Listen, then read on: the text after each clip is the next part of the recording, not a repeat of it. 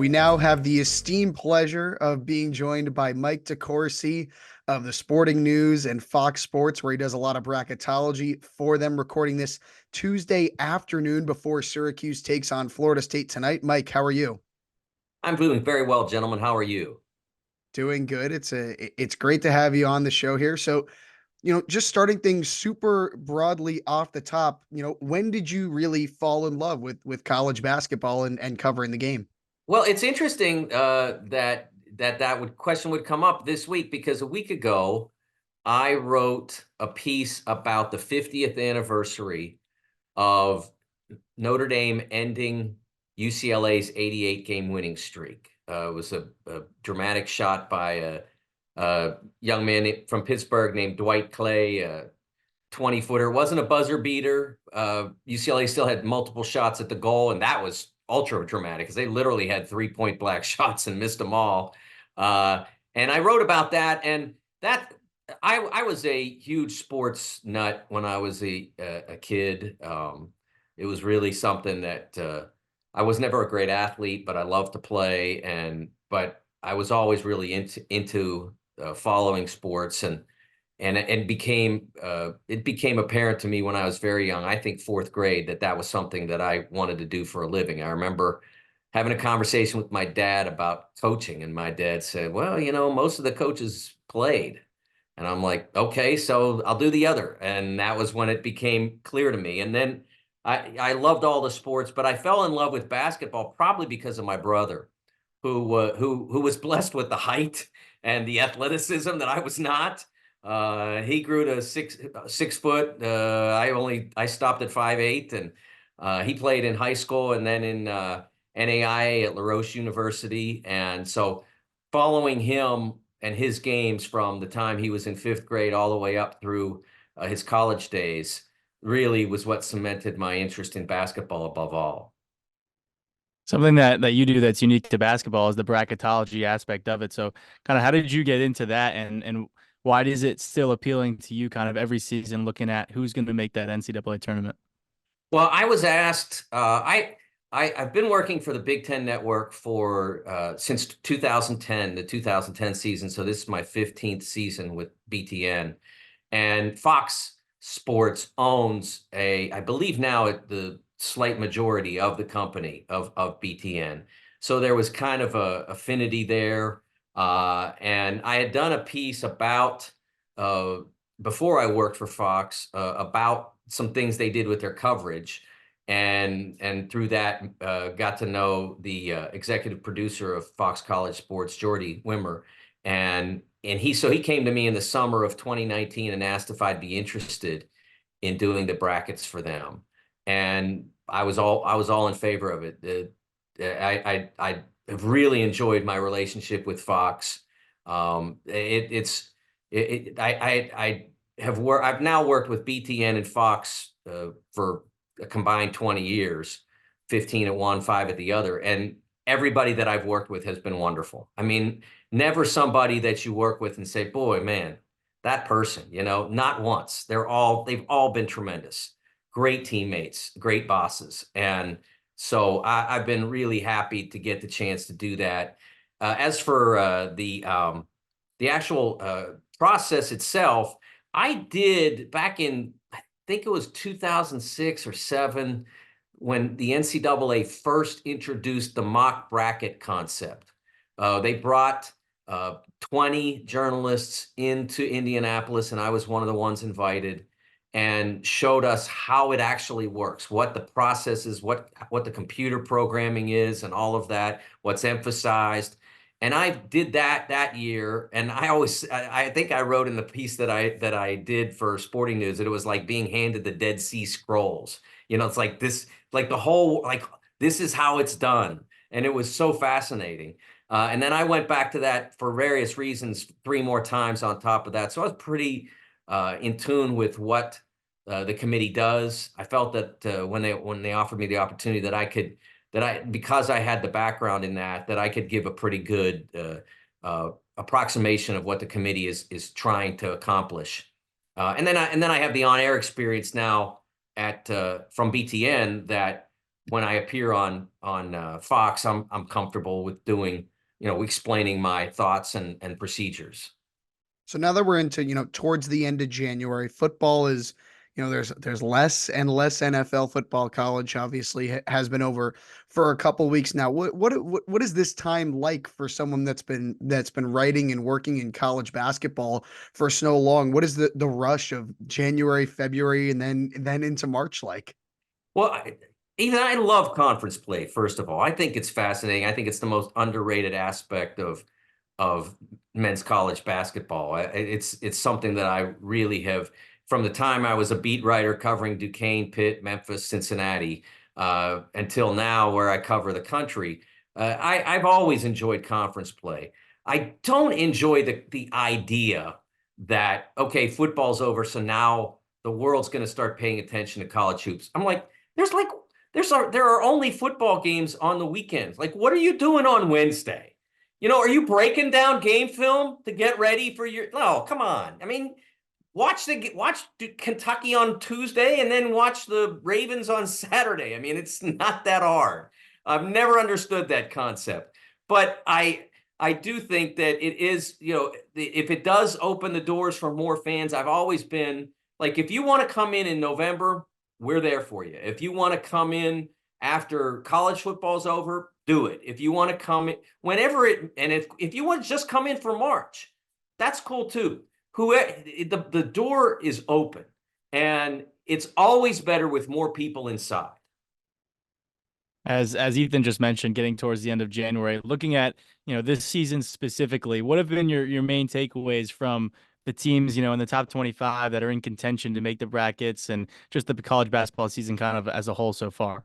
Well, I don't want to be a downer, but it's not a great year. This is not a vintage college basketball season. I watched Cincinnati and Kansas play last night. I watched Cincinnati miss in the first dozen minutes of the second half in a game that was relatively close. 7 point-blank shots, layups or jump hooks at the rim with very little contest, and stay in the game. Like they were right there, like down 5, even though they did that. That it was not great. That's gone on maybe a little bit too much this season. The competition, the suspense when we get to the end is still great, and there are still great games. The Seton Hall Creighton game played over the weekend would be a terrific example of that.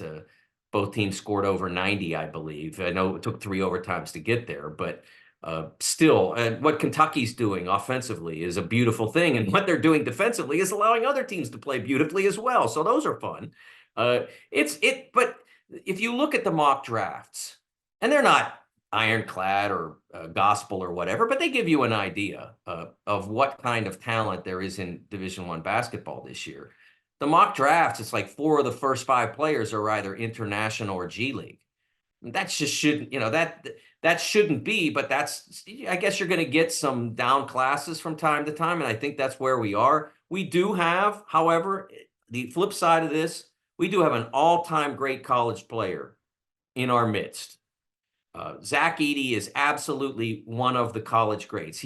As long as he remains healthy, and let's cross our fingers that's true, he will become one of the rare multi-time winners of the Player of the Year award. You can choose which one you want, the Oscar Robertson Trophy. I like the Oscar Robertson Trophy because it goes back pretty far. Ours at Sporting News goes back pretty far as well. But I like the Robertson one that the U.S. basketball writers give for this conversation because it goes all the way back to 59. And so it's longer than Wooden, longer than Naismith. And if you go back, I believe it's Oscar himself, Jerry Lucas, Kareem, Bill Walton, Ralph Sampson, and that might be the whole list. No, and Pete Maravich. And so we're talking about the greatest that have ever played the college basketball, that have done what he's likely to do. And so I think we have to appreciate that. And one of the things that bothers me about the way he's viewed, he's 7'4", 290 or so, something like that.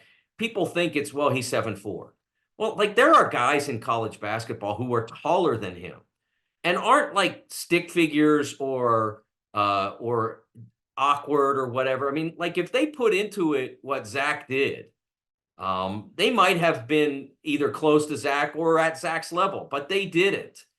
He did. And I'm not blaming him. You know, you can love basketball or not, but Zach has put a ton into becoming what he is as a player.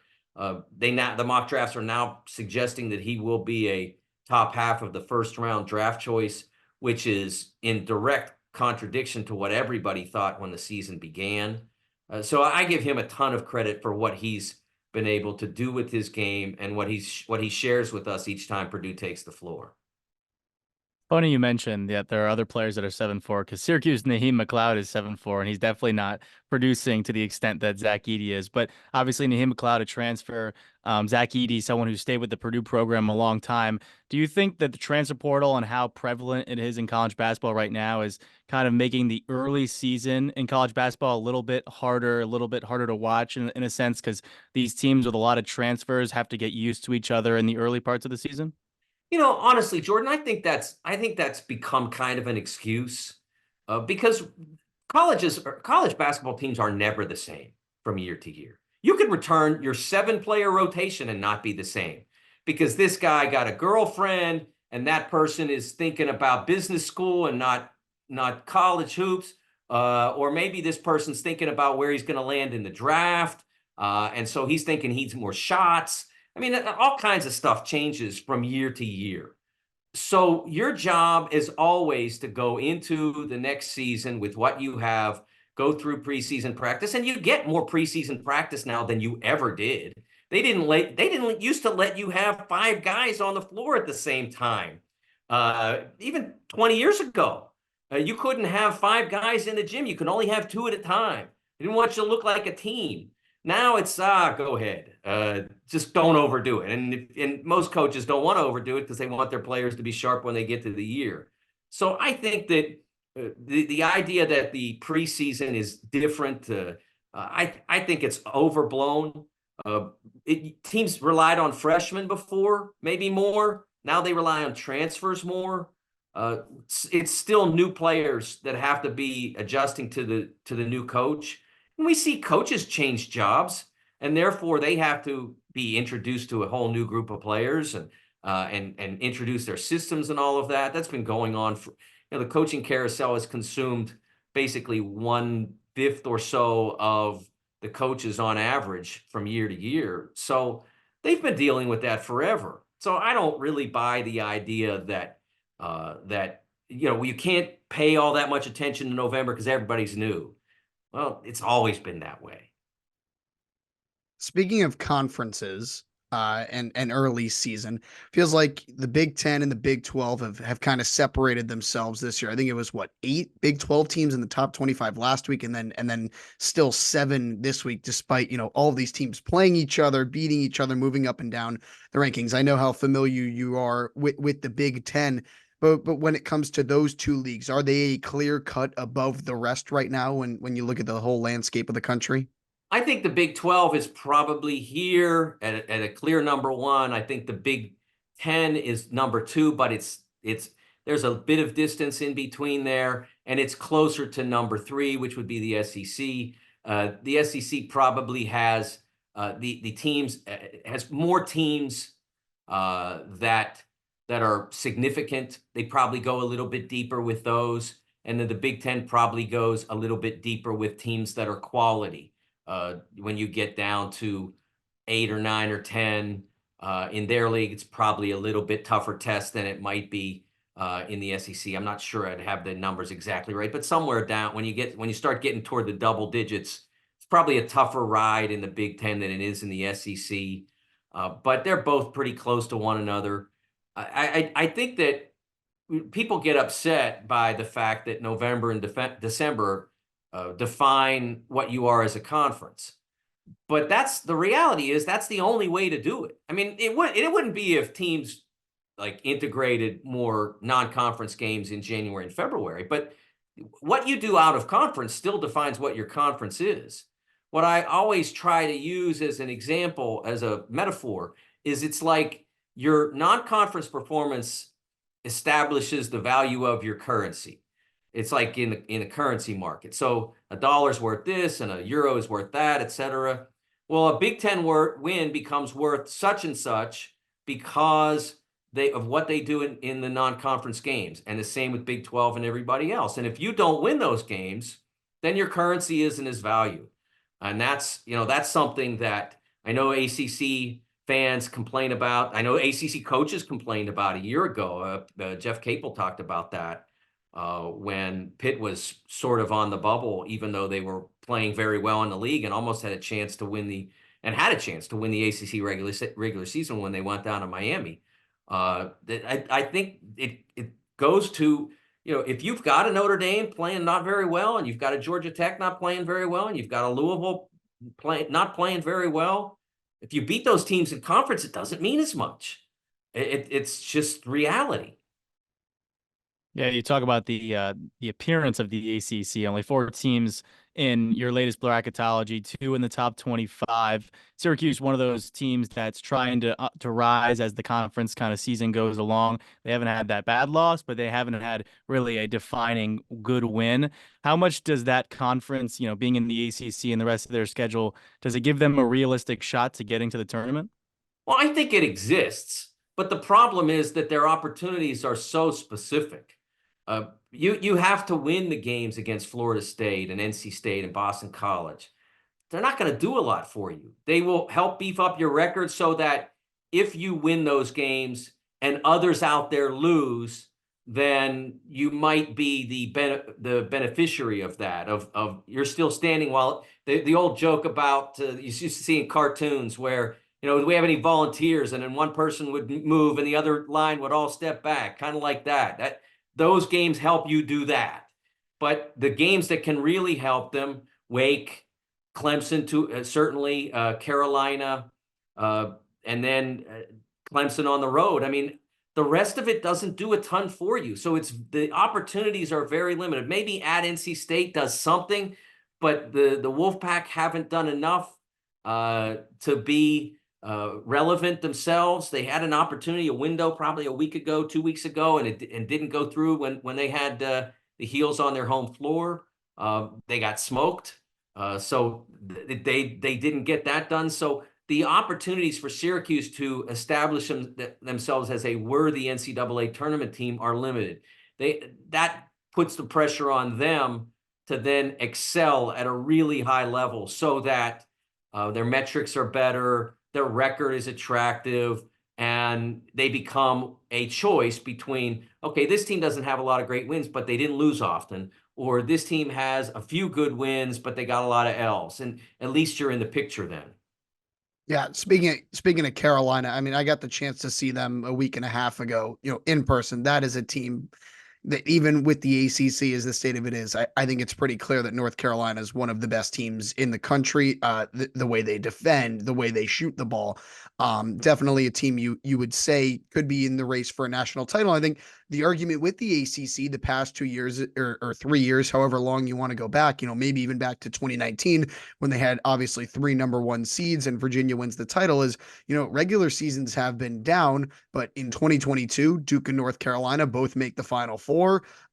Carolina goes to the championship game. Last year, Miami makes the Final Four. The Big Ten doesn't have a team that gets to the Final Four. And I think that is, the ACC coaches argument that Right. you were talking about earlier, is that, when you say, you're playing non-conference kind of defines who you are in conference, but then that notion is maybe disproved because of one game in March. What do you say to that argument? Well, I think, first of all, I don't think that one game disproves, but my theory about this, and this has come up with the ACC in 2017. If you've got 8 or more teams that are going to the tournament, your league is probably not going to perform well in March. Now, in 17, the Tar Heels did win the championship, but everybody else kind of checked out early. Maybe not literally everybody else, but the majority of them. And that's been true since we first had that kind of truckload of teams in 2011 when the Big East got 11 teams into the field. It was a record-breaking number. And they wound up again with a champion, but everybody else was gone. Like, they lost 9 of the 11 teams in the first weekend. And the 2 that advanced played other Big East teams, so somebody was going Right. forward. Syracuse lost to Marquette that year in the round of Exactly. I was 32. at that game. Yes. I got a good story for you about that game. So I grew up a Syracuse fan. My dad went to Syracuse. So that is the first game I really have a memory of because I believe it was on the west. It was either a late game or it was on the West Coast. I don't No, remember it was which. definitely not on the West Coast. The game was in Cleveland. Okay. The game, I think it was later though. It probably was, yes. So Late it was a evening later game, 3 seed versus 11 seed. And I was I was 9. And my dad didn't let me to stay up to watch the game. And I had a Syracuse shirt. And he said, when you wake up in the morning, if the t-shirt is flipped up, that means Syracuse won. If it's flipped down, Syracuse lost. And I woke up in the morning and it was flipped over. It was one of the most distraught I've ever been. And that's really my first Syracuse game memory, even though I didn't get to watch the game. Oh, that's a great story. You know, when I talk to parents who say my kid can't stay up till 11 o'clock to watch the World Series or whatever, I'm like, priorities. You know, what's the priority? You get one Syracuse game. You know, come on. I mean, I'm not a dad, so I'm allowed to the kibitz from the seat from the stands or whatever. I think that the reality is that those teams that go through those conferences that are that much of a grind, and we saw this with the Big 12 a year ago. They got one team to the Elite Eight. They had 10 teams that could have made the tournament last year. They got 7 of them, I believe, maybe 8. I'm forgetting now. But they were all gone except for K-State. They made Kansas State made it to the Elite Eight. Everybody else went home. It's been like that year after year, and it's certainly been that with the Big Ten for the last 3 years. It's not unique to the Big Ten. I think it's deep conferences, grind down teams. I think they force a team to basically become the best version of itself night after night, and to become less flexible because they have to endure. They have to be ready every night nearly. They don't get those nights where, we don't really have to play that hard. If we just, we're at home against a bad team in our league. If we just kind of give a C+ effort, the crowd will do the rest, and we'll get out of here with a W. We'll be fine. I've covered enough of those games in my time covering Pitt, or especially Cincinnati. Cincinnati used to do that all the time, drive Bob Huggins crazy with that. But it's just the nature of being a college athlete. It's hard to be great 40 times a year. Yeah, definitely. I think that's something that the Zone did a lot of times, back when Jim Boeheim was the coaches. It made you think on your toes pretty much every game, no matter if you faced it before or not. And obviously something different about Syracuse this season, no Jim Boeheim, first year under coach Adrian Autry. What is the Nationals' perspective of Syracuse kind of so far this year in the first year with Autry as the head coach? I think it's been you obviously you would like to have seen them have great success in November, December, and be in that bracket picture and all that. But I think it's been kind of positive. I think the team has developed nicely. I think Judah Mintz's progress has been impressive. I'll maybe admit to some bias. I really like Red. I mean, I've known him since he was a player. I've known him really well since he became an assistant. When he and Mike Hopkins were together, we talked. I dealt with both of them a lot. So I love them as a college backcourt. I love them as an assistant tandem under Coach Boeheim, and so I really want him to succeed. I'm not gonna do. There's no way I can impact that, and I'm not gonna change my bracket and put Syracuse in there because I want Red to succeed. But it would be really cool to see. He's a good guy. He's a Syracuse lifer, one of their all-time terrific players, and certainly one of their all-time terrific guys. So I'd love to see him do well. And I think the start has been very positive. Remember, it's a different approach than what Jim was doing. So all the players have to adjust a little bit. I think that's been pretty smooth for the most part. And I do believe that he'll succeed. But that all comes down to continuing to recruit well, and also recruiting well now is different because you have to bring in players who are going to be able to come out of high school and help you. but you also have to be alert to what's out there in the transfer market and who can make you a better team. And so it's a lot different than when he was recruited himself or when he got into the business as an assistant coach. It's a different deal. So, we were talking about the remaining schedule earlier. Not really a whole lot of chances to get that signature win. You get Clemson twice, once at home, once on the road. You get Carolina again at home, maybe at Wake, maybe at NC State, but like that's kind of pushing it. Do you think it's realistic that this team could get to the NCAA tournament for the first time since 2021? I think it's possible. But like I said, they will have to excel. They're 13-5 now, 4-3 in the league. What is 4-3? How many games do they play in the league? At 20. ACC? They're at 20. So 4-3 extrapolates to like, that's four. That's one game over 500 over 3 more times. So that's not going to do it. Like they have to put a lot of space between themselves and 500 in the league. Now, league records don't matter, but that's the level of achievement that they have to reach within the ACC to get the attention of the committee. I think that they've got 13 more games. I think they're probably going to have to go 9-4, 10-3 to get themselves into that company. Otherwise, unless they got the absolute right 8, and that would mean, sweeping Clemson or beating Carolina, winning on the road at Wake, and they don't want to add any more bad losses to their thing, and there's some bad losses out there to be had. At Louisville would not be a good loss for a team aspiring to make a tournament. Home against Louisville would be a disaster. Boston College on the road Boston College has given people trouble. They just can't quite finish. So though it's going to be hard because of what the parameters are based on what their opportunities are and what they did with the opportunities they had. Tennessee, Gonzaga, starting off the league year against Virginia. Right now, the only victory that they have over a major team that is in the NCAA tournament picture is the one over Oregon, and then maybe the one over Miami, but Miami keeps working really hard to get itself out of the mix. So that's all they've got. That's not going to be enough. So they're going to have to come close. They're going to, I don't want to say dominate.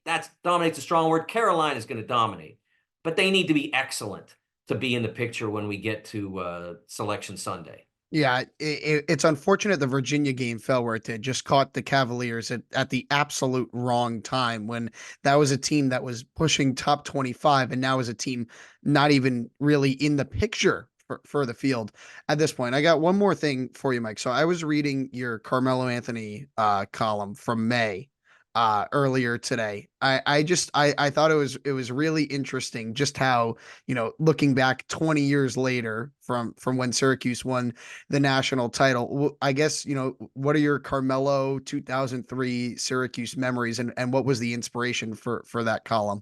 Well, I met Carmelo at the ABCD camp. It used to be at Fairleigh Dickinson. It was the big event, one of the big events on the July circuit. And he had a great game against Lenny Cook, who was a really big name prospect. And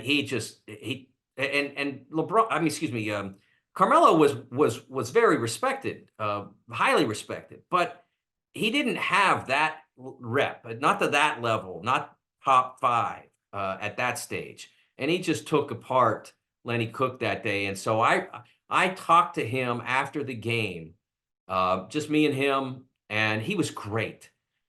He was a great interview for a post game in a camp setting. He was fantastic, and he could only spend one day there because he had to go to Oak Hill to get started at Oak Hill the next day. So he was one day in the camp and then had to take off, and I got to do that then. And then I went to a tournament down in what's the Trenton, New Jersey. That's where it was. Trenton, New Jersey. I knew it was in New Jersey. Myself and Dave Telep, who's now a high up executive with the San Antonio Spurs. He was then doing recruiting for Rivals or Scout, or what, I think it was Rivals at the time. And we drove down from New York to see this this series of games. I don't remember exactly how many there were, but we went to the first game. I don't even remember who played in it. But then Carmelo was coming up in the second game, and we did that game. And then after the game, I went up to Carmelo and wanted to talk to him, and he said, "Oh, hello, Mr. DeCourcy." And I'm like, "No, man, nobody human does that." Like, he met me one time. He's 18 years old, and he remembered me like before I even said my name. Like, that told me he was special right from then. And then I covered his first game at the Garden. I think it was against Memphis, maybe. And he went, and I remember what I wrote. I wrote, he could be all Big East at every position on the floor. That's what I wrote after that game. He was phenomenal. He could play point guard, he'd play power forward. If you had to put him in the post, he'd do that, and he'd beat everybody. He was just that good. And then I was really proud that at a time when there was a real bias within coaching and within the media against freshmen winning awards. We were the only organization of the primary consensus NCAA selectors to name him first team All-American. I was really proud of that the day we did it, and I was much prouder 3 weeks later when Syracuse won the championship. He was always special as a college player. It was only a year, but he was extraordinary from beginning to end. And I've not seen him a ton, but when he was doing USA basketball, what would have been 5 to 8 years later, depending on which year it was, he was always very pleasant and still remembered who I was. Like, I'm not easily flattered. It's not that. It's not about me. It was more about that he could remember me when we had only met one time, and I was just some random guy that was writing about him. If you're an athlete, you talk to dozens of reporters. How do you remember who any of them are? But he did, and that'll always stick out to me about why Carmelo's a special person and player. That's an amazing story. No surprise, I'm sure, to any Syracuse fan hearing that. Rave reviews about Carmelo will get anyone happy and put a smile on anyone's face. Mike, can't thank you enough for taking some time with us this afternoon. I know you're doing a whole lot, so if you want to go ahead, where can we watch you on TV? Where can we read your stuff? Where can we find you on social media? All that jazz. A lot of places. On Twitter, I'm at TSN Mike. I am on every weekend at Big Ten Network, Saturdays and Sundays, for all the games that we televise, pregame, halftime, postgame shows, what we call the Big Show on Saturdays, which is our sports center, if you want to call it that, for Big Ten games. And then on Sunday, we have the show Big Ten Basketball and Beyond, in addition to all the game coverage. I'm on Fox Sports periodically on their pregame or postgame shows. I'm on this Friday night on a pregame show. And then there's a program called Inside the Big East on FS1, in which I do a insider segment every week. And then I continue to write regular columns and features. We did one today about Caitlin Clark and the collision she had during the court storm. I am not a fan of court storms. I don't know. Do you guys do it at Syracuse? You guys storm at Syracuse if you could beat Carolina, would you storm? I think they would. I would also not be a fan of it, because I think the old time Syracuse fan still considers Syracuse, we're Syracuse, we're Yes. one of these programs, and obviously that's not still the case. But I think the modern college basketball fan, especially the student section, would storm the court. Well, I'm a believer that, look, I even though I'm a journalist and I get paid to go to games, I'm still a fan too, and I pay to go to games in a lot of instances, and I'm happy to celebrate any victory of my team at the seat I paid for. I don't need to be on the playing surface in order to celebrate, and it's not. I'm right there with you on that. I think that's I'm a good not a stance. kid anymore. I just think that the risk to the athletes and participants is too great. I was there in 2000 when Kenyon Martin broke his leg and missed the NCAA tournament. Now, that was a game, but that stuff happens in a game. But what happened, the actual collision, you'd have never known what the consequences were going to be. And that's why when I saw Caitlin go down after the collision with the fan, you couldn't be sure. Could she have blown her ACL? Could she have broken her leg like Kenyon did? like a concussion might have been a good outcome because she'd only missed a couple of games or so. I mean, that's how dangerous that was. And it's why I don't believe, look, they don't storm at Allen, and it's a fabulous atmosphere. They don't storm at Mackey. It's a fabulous atmosphere. I haven't been to the Dome for a while for a Syracuse game, but when I used to cover Pitt there, it was always tremendous. And it didn't matter what happened after the game going on the floor. What mattered is the fans created part of the atmosphere in which Syracuse or Purdue or Kansas or whomever could get their victory. I'm all on board with what college fans bring to the sport. I don't think you have to be on the floor to do that. I agree wholeheartedly. But I remember I want to say the last Syracuse won on a buzzer beater on Saturday, the last buzzer beater to beat, I think it was 9th or 10th ranked Duke. The court was stormed after that, and that was in 2017. So now 7 years later, I think it would only be worse, and the court would be stormed. Thank you so much again, Mike, and great having you on. Ethan and Jordan, it's been a real pleasure. Happy to do it anytime.